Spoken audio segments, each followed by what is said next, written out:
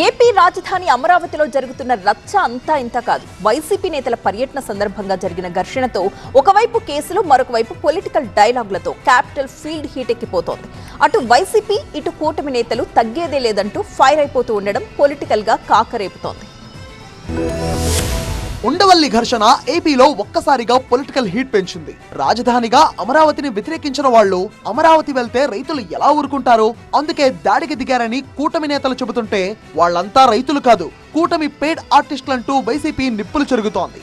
ఇలా 2 రోజులుగా రాజధానిలో ఫైట్ చుట్టూ నడుస్తున్న రాజకీయం ఇవాళ నెక్స్ట్ లెవెల్ కు వెళ్ళింది. అసలు వైసీపీకి రాజధానిలో పర్యటించే అర్హతే లేదన్నారు మంత్రి అచ్చెన్నాయుడు. పార్లమెంట్ లో రాజధాని చట్టానికి మద్దతివ్వని వైసీపీ నేతలు ఇప్పుడు అమరావతిలో ఎలా పర్యటిస్తారని ప్రశ్నించారు. చూడుగా మావిగానని చెప్పి ఇప్పటికీ మాట్లాడుతున్నటువంటి నువ్వు అమరావతిలో అడుగు పెట్టే హక్కు నీకు ఎక్కడుంది?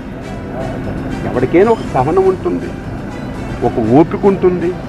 సహనం ఓపిక కోల్పోతే ఏమొస్తుంది? ఆవేశం వస్తుంది. అదే జరిగింది.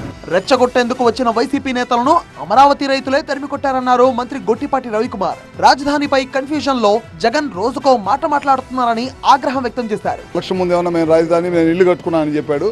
ఎలక్షన్ అయిపోయిన తర్వాత ఇక్కడ కాదు 3 రాజధానులు అని చెప్పాడు. మళ్ళీ మొన్న బుద్ధి చెప్పిన తర్వాత మళ్ళీ ఇప్పుడు ఏం చెప్తున్నాడు?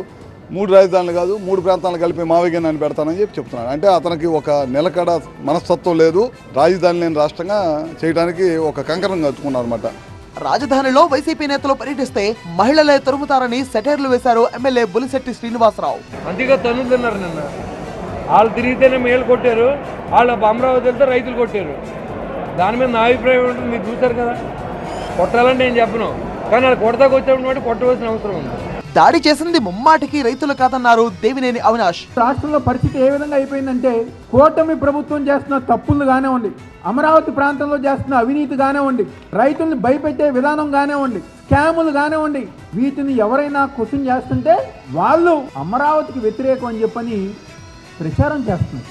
మొత్తంగా రాజధానిలో ఫైటింగ్ చుట్టూ నడుస్తున్న ఈ పాలిటిక్స్ ఇంకెంత దూరం వెళ్తాయో చూడాలి.